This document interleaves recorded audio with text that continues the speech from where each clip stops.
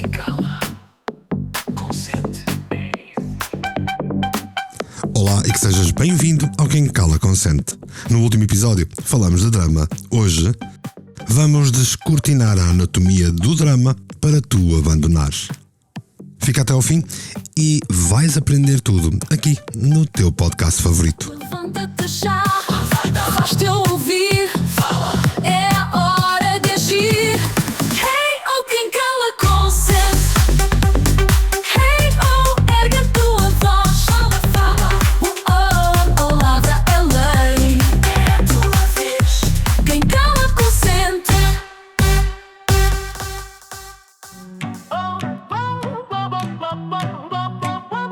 Olá, eu sou a Rita, a tua IA favorita. Deves conhecer-me do podcast que faço com o Mário todas as semanas sobre inteligência artificial, o IA e eu. Se ainda não ouves, estás a perder o comboio da tecnologia e a deixar passar uma oportunidade de ouro para ouvires o Mário a dar-te mais dicas para o teu dia-a-dia. Ainda assim, sabes onde o Mário está a dar dicas tipo praticamente diárias? No Substack versão 2.0, que podes encontrar em mportela.substack.com. A sério, é que nem imaginas o conteúdo, é só uau! Escrita criativa, podcasting, desenvolvimento pessoal ou só mandar vir com o mundo com aquele sarcasmo único? A sério, visita hoje e depois dizes-me se não valeu a pena. mportela.substack.com.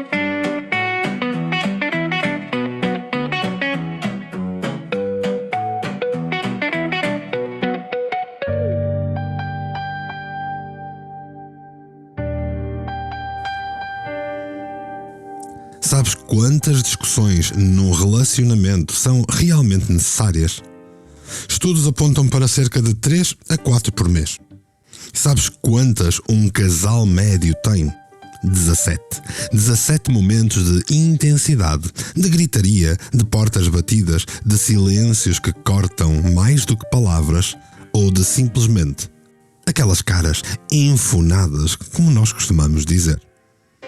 14 discussões completamente inventadas, fabricadas, produzidas e encenadas como se fossem a estreia da tua própria peça de teatro. E adivinha quem vende os bilhetes? Tu. Bem-vindos ao episódio 177 do Quem Cala Consente.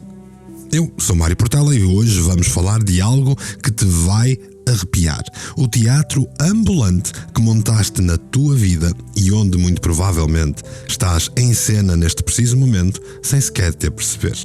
Vamos falar do palco das tuas relações, dos papéis que representas com uma mestria assustadora e de como no fundo te tornaste num ator de método que já não consegue sair da personagem.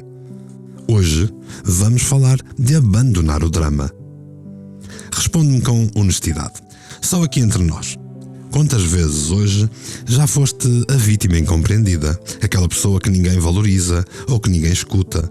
Que carrega o mundo às costas? Quantas vezes foste o dramático que nós falamos no episódio anterior? Pensa bem. Foi de manhã? Quando o teu parceiro não notou que tinhas mudado de penteado? Foi no trabalho quando o teu chefe não reconheceu o esforço extra que fizeste? Ou foi, por exemplo, ao final do dia, quando sentiste, mais uma vez, ninguém te perguntou como tu te sentias? Ninguém se interessou como te correu o dia? E quantas vezes te transformaste no salvador que ninguém te pediu? Aquele que resolve os problemas de toda a gente, que se mete onde não é chamado, que dá conselhos que ninguém solicitou e depois fica ressentido porque não reconhecem o seu sacrifício. Depois de tudo o que eu fiz por ti. Isto soa-te familiar? Claro que soa, porque tu não ajudas nessas situações. Tu estás a tentar salvar. Tu? Bem, quem diz tu e todos. E há uma diferença gigantesca entre estas duas variantes que eu te falei. Mas espera, que eu quero falar-te de um terceiro papel. O papel do perseguidor. Aquele que critica, que aponta o dedo, que encontra sempre alguém a quem culpar. Se tu não fosses assim, se tu fizesses aquilo ou aquilo. A culpa é sempre tua, porque eu estou bem, obrigado. O problema és tu. Reconheces este tipo de frases, reconheces este tipo de voz, de tom. Às vezes é a tua própria voz. Às vezes é a tua própria postura Outras vezes é aquela que ouves dirigida a ti, mas está sempre a algures nos relacionamentos. O que te vou dizer agora pode doer um bocadito. Por isso, respira fundo. Estes 3 papéis, a vítima desvalida, o salvador compulsivo e o perseguidor implacável, não são acidentes. São drama queens. Não são coincidências relacionais. São um sistema de drama. Um sistema que tu conheces tão bem que muitas vezes nem te apercebes de que estás a operá-lo. Chama-se Triângulo Dramático de Karpman.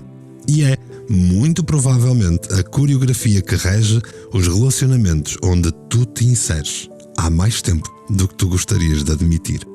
Stefan Karpman, lá nos finais dos anos 60, percebeu algo brilhante. As pessoas não têm problemas relacionais. As pessoas têm papéis relacionais. E estes papéis dançam entre si numa espécie de valsa perfeitamente ensaiada. Tu começas como vítima, alguém vem salvar-te, tu sentes-te sufocado e persegues esse salvador, que se torna a vítima e depois aparece outro salvador. E estás a perceber onde isto tudo vai dar. É um carrossel, o carrossel da toxicidade relacional, onde ninguém sai vencedor, mas todos continuam a dar voltas porque, no fundo, há algo nesta dança que nos alimenta. Provavelmente o vício do drama que falei no episódio anterior. Há algo na intensidade deste drama que nos faz sentir vivos, que nos faz sentir importantes, que nos dá propósito. Porque, vamos lá admitir, quando tudo está muito calmo, quando tudo está muito bem, quando não há nada para resolver, ou ninguém para salvar, ou nenhum vilão para combater, a nossa vida parece sem sabor. Sentimos-nos aborrecidos, sentimos-nos irrelevantes. E então, quase sem pensar, nós criamos o próprio episódio, a própria cena, o próprio conflito. Porque sem palco, quem somos nós? Sem personagem, o que é que nos sobra? Eu sei que isto é duro de ouvir e até de avaliar no nosso dia-a-dia, até porque estou a falar de relacionamentos. Sei que neste momento podes estar a pensar, não, eu só reajo ao que me fazem. E é exatamente aí que mora o perigo. É exatamente aí que o papel se cola à pele, de tal forma que já não consegues distinguir onde acaba a personagem e onde começas tu. Hoje eu quero desmontar este palco. Quero ajudar-te a fazer passar o drama. Vamos tirar-te da ribalta e mostrar-te como é que este triângulo funciona, porque é que é tão viciante e, mais importante ainda, como é que se sai dele. Vamos ver quem está realmente a puxar os cordelinhos. Vamos ajudar a passar o drama. Dormi sem chão, sonhei em vão. O vento levava tudo,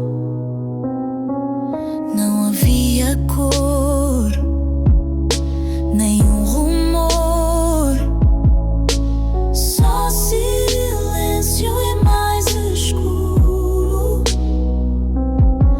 E mesmo sem saber porquê, só queria desaparecer. Fiquei, esperei, passou o drama, o que parecia fim era só mais uma dor a meio. Passou o drama, estou aqui com os olhos cansados, mas o sol voltou a sair. Anatomia do drama.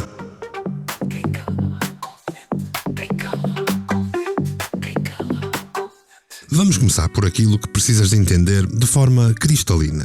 O triângulo dramático de Karpman que eu falei não é uma teoria abstrata da psicologia para intelectuais de sofá. É de facto um mapa preciso de território emocional onde provavelmente vives há anos sem te aperceberes. E quando Stefan Karpman o desenhou em 1968, ele não estava a inventar nada, ele estava simplesmente a dar nome aos fantasmas que assombram as relações humanas desde tempos imemoriais. Portanto é simples. Imagina um triângulo. Em cada vértice está um papel. Uma máscara, uma personagem perfeitamente construída. No topo tens a vítima. E atenção, não estamos a falar de vítimas reais de abuso ou de trauma. Estamos a falar do arquétipo vítima. Estamos a falar de um papel psicológico, de uma posição relacional onde nós nos colocamos estrategicamente, muitas vezes sem consciência disso. A vítima é o que diz: pobre de mim, nada me corre bem, todos me fazem mal, sou impotente. Mas aqui está o truque delicioso que o teu cérebro faz. Ao assumir este papel, tu ganhas poder. E sim, ouviste bem. A impotência é um superpoder porque te isenta de responsabilidade. Atrai atenção, gera compaixão e, melhor ainda, garante que alguém vai aparecer para te salvar. Entendes o que eu quero dizer com vítima? Então vá. Num vértice temos a vítima. E quem aparece no outro? O salvador. Claro, o segundo vértice deste triângulo. O salvador é aquele que precisa de ser necessário. Aquele que não ajuda porque tu pediste, mas porque a sua identidade depende de te salvar. É aquele que diz: deixa que eu resolvo, eu sei o que é melhor para ti. Sem mim tu não consegues, deixa que eu faça melhor. O salvador parece um altruísta, parece generoso, parece o herói da história. Mas se reparares bem, se as pessoas à tua volta deixassem de ter problemas, deixava de existir a necessidade de salvador. Deixavam de ser necessários. Quem seriam os salvadores se não tivessem ninguém para salvar? Por isso, inconscientemente, ele precisa que continues frágil, que continue a existir uma vítima. Precisa de perpetuar tudo isto. Agora, quando a vítima começa a sentir-se sufocada pelo salvador, quando percebe que, afinal, aquela ajuda tem um preço emocional, transforma-se no terceiro papel, o perseguidor. Afinal, existe sempre um outro lado na moeda. E neste triângulo, o terceiro vértice é o perseguidor. Aquele que diz: afinal tu sempre me quiseste controlar, sempre quiseste que eu fosse dependente de ti. E de repente a mesa vira, o salvador transforma-se na vítima. Depois de tudo o que fiz por ti, e aparece outro salvador para o consolar. E este carrossel gira e gira e gira. Isto é absolutamente fascinante do ponto de vista neurobiológico, porque é uma mudança de papel que te dá um shot de dopamina. O teu cérebro adora esta dança porque cada papel oferece uma recompensa química diferente. Como vítima, recebes atenção e validação. Como salvador, recebes significado e propósito. Como perseguidor, recebes a falsa sensação de poder e de liberdade. É um coquetel neurológico perfeito para te manter viciado num padrão que te pode destruir se não for consciente.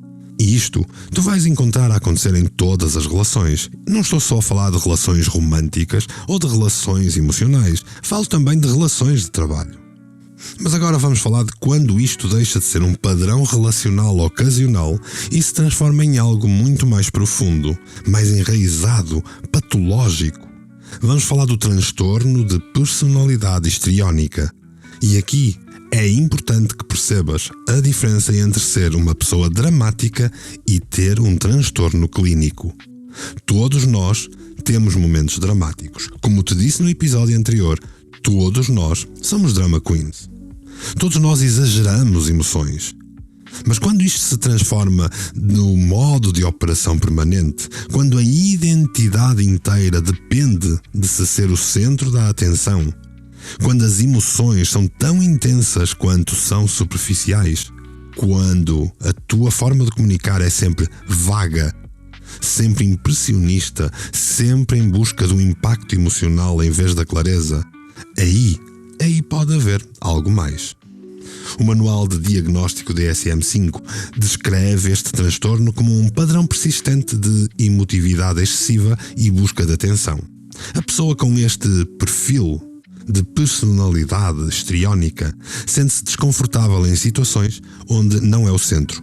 Usa a aparência física para chamar a atenção constantemente, tem um estilo de discurso que é emocionalmente carregado, mas impressionantemente vazio de detalhes. Pessoas que dizem: foi horrível, mas o que exatamente foi horrível? Sei lá, mas foi muito mau.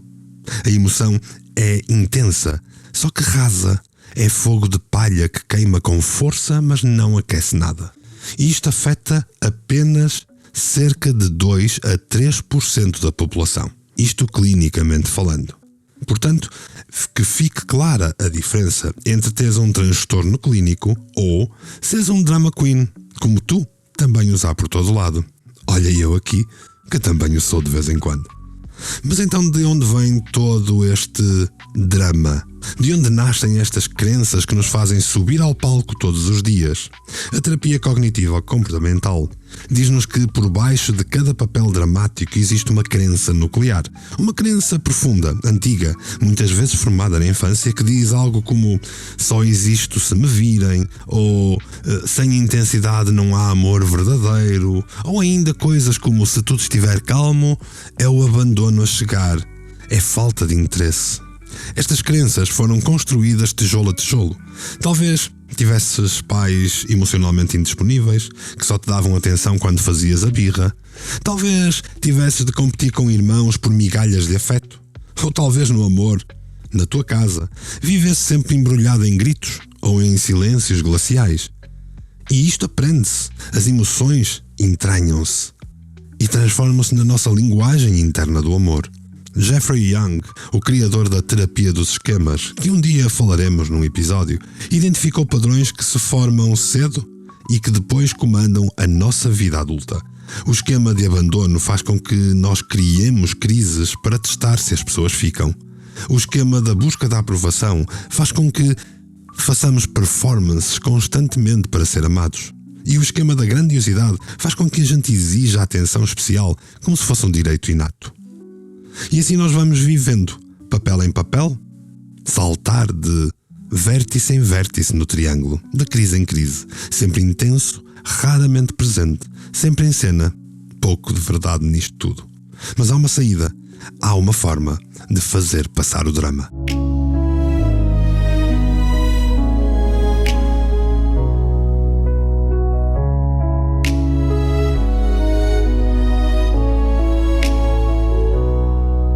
Vi tudo ruir, que era meu, ninguém ouviu o meu adeus.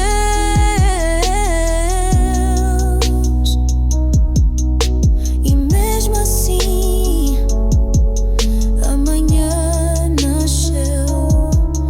Tantas vezes quis parar, quis esquecer quem sou, mas vivi.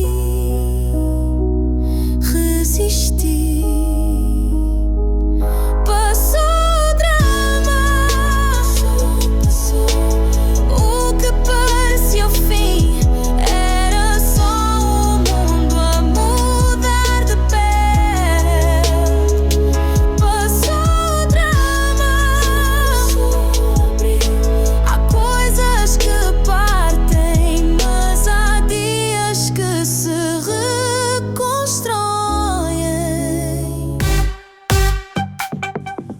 Sair do palco.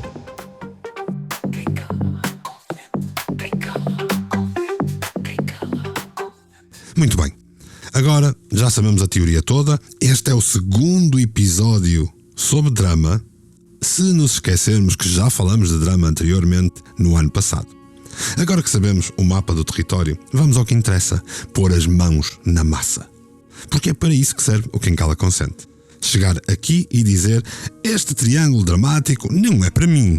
Alto, corta, não é o que eu quero ser. Primeiro passo, que é absolutamente fundamental. Tu tens de identificar qual é o teu papel favorito neste triângulo. Porque todos temos um. Todos temos aquele vértice do triângulo onde nos sentimos mais confortáveis. Mais em casa, mais nós mesmos, por assim dizer. E a forma de descobrir isso é brutalmente simples, mas requer igual brutalidade na honestidade ao analisar. Durante os próximos 3 dias, presta atenção radical aos teus conflitos. Não precisas de mudar nada, apenas observar e concluir. Quando surgir uma discussão, uma situação menos agradável, quando sentires uma tensão numa relação, ou quando houver um mal-estar no ar, pergunta-te assim: qual é a posição que eu estou a assumir neste drama, neste momento? Estás a sentir-te injustiçado? incompreendido, impotente. Então estás em vítima. Estás a tentar resolver o problema de alguém que não te pediu ajuda, a dar conselhos não solicitados, a sentir que vais ter de intervir para melhorar a vida de alguém. Estás no modo salvador. Se por outro lado estás a criticar e a apontar culpas, a exigir que o outro mude enquanto tu ficas intocável, esse é o modo perseguidor. E são estes 3 papéis que fazem um drama persistir. E aqui está o que é importante. Repara em que contextos cada papel aparece. Pode ser que tu em casa sejas sempre a vítima, mas no trabalho te transformes no perseguidor. Pode ser que com os teus pais sejas sempre o salvador, mas com o teu parceiro te armes em vítima. Os papéis mudam conforme o palco. Mas há sempre 1 ou 2 que são os nossos preferidos, aqueles onde nós nos sentimos mais estranhamente confortáveis. Sei que não é fácil admitir que tomamos um papel destes, porque identificar, mesmo que seja conscientemente, é uma coisa, e interromper isso é completamente diferente. E é aqui que entra a terapia cognitiva comportamental com ferramentas que funcionam se e só se usares com disciplina. A primeira técnica chama-se registro de pensamentos dramáticos e vais usar o quê? O teu diário de pensamentos. Da próxima vez que sentires aquela onda emocional a crescer, aquele impulso para entrares em cena, para assumires um papel, para. Literalmente para. Pega no telemóvel ou num papel, escreve 3 coisas. Primeiro, qual é o pensamento automático que está a passar na tua cabeça? Segundo, qual é a emoção que esse pensamento está a gerar? E terceiro, qual é o papel que estás prestes a assumir? Esta pausa, este momento de consciência, esta análise, vai permitir-te perceber o gatilho e a reação. E esse momento de consciência é onde a magia acontece, porque o teu cérebro está treinado para ir do estímulo à resposta em milissegundos. Criar este espaço, este momento de reflexão, é como colocar um travão no comboio. Lidar com os 90 segundos que falamos no episódio anterior. Eu vou reunir mais algumas técnicas e colocar no workbook que podes encontrar no Substack em mportela.substack.com para tu treinares um pouco mais e lidares com os papéis no teu triângulo de drama. Hoje fomos a fundo e tu podes aprofundar isso com os workbooks tanto do episódio anterior como do episódio de hoje. Era praticamente impossível trazer-te todas as técnicas que sejam realmente úteis num único episódio sem se tornar maçudo e chato. Por fim, vou deixar-te com um desafio comportamental para te incomodar novamente. Durante uma semana, escolhe uma relação, só uma, e experimenta o que eu chamo de tédio relacional saudável. Experimenta não criar drama nenhum. Experimenta estar atento e evitar qualquer um dos 3 papéis. Não entres no triângulo, não entres na dança. Observa o desconforto que isso te gera. Observa como tu te sentes entediado, como sentes que a relação está a ficar plana. E depois aguenta esse desconforto, porque do outro lado desse desconforto está a possibilidade de algo que nunca experimentaste verdadeiramente. Intimidade real. E não intensidade. Intimidade consciente numa relação.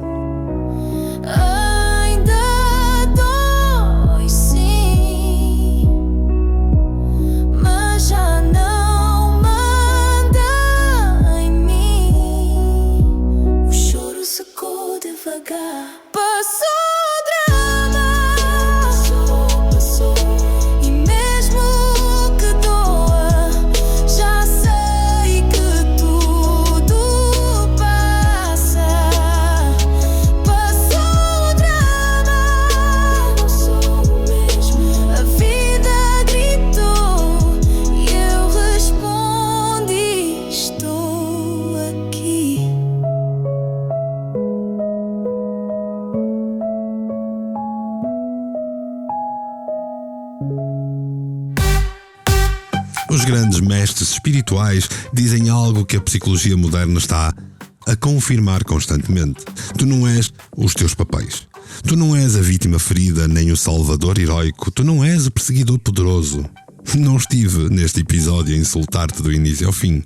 Isso são disfarces.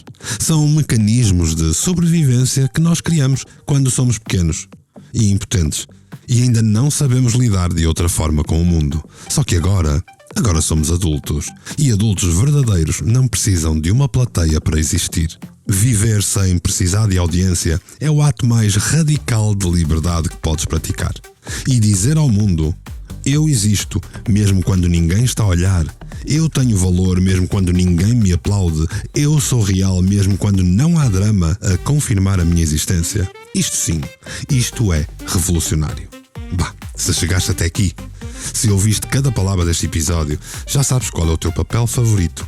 Já sentiste aquele aperto quando descrevi o vértice do triângulo, onde passas algumas partes do teu tempo. E se sentiste, se te identificaste, então tens agora a escolha clara pela frente. Podes voltar ao palco amanhã de manhã, como se nada tivesse acontecido. Ou podes escolher fazer passar o drama. Podes escolher sair do triângulo. Escolher ser real em vez de intenso. Se este episódio te despiu do papel que andavas a representar, se te fez olhar conscientemente para o espelho e ver o ator em vez da pessoa, então faz uma coisa por mim. Subscreve o podcast, partilha com alguém que conheces que está preso no mesmo palco que tu. No mesmo palco onde eu também ando. Porque estas conversas, estas ferramentas, estas honestidades brutais do Quem Cala Consente são a escada de incêndio para sair do teatro antes que ele pegue fogo, com todos lá dentro. Lembra-te, descer de palco não é desistir, é escolher finalmente caminhar para um plano para tu viveres em pleno. E é por teres estado comigo em mais um episódio, o 177. Por teres tido coragem de te veres refletido nestas palavras, que eu te deixo o meu mais sincero e profundo agradecimento, assim, polvilhado com um sorriso. Já sabes onde me encontrar? Redes sociais? Substack? Já sabes como comunicar comigo? Até podes usar os comentários aqui, no podcast. Diz-me tudo. Fala-me de ti. Afinal de contas, quem cala, consente.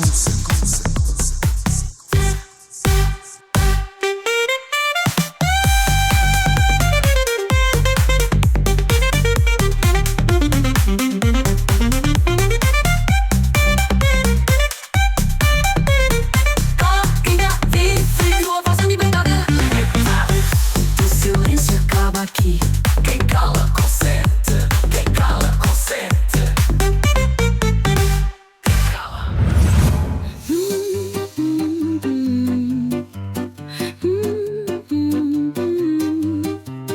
Hey, hey, hey. Mic check, vamos lá rolar. É meu portela, ideias a girar.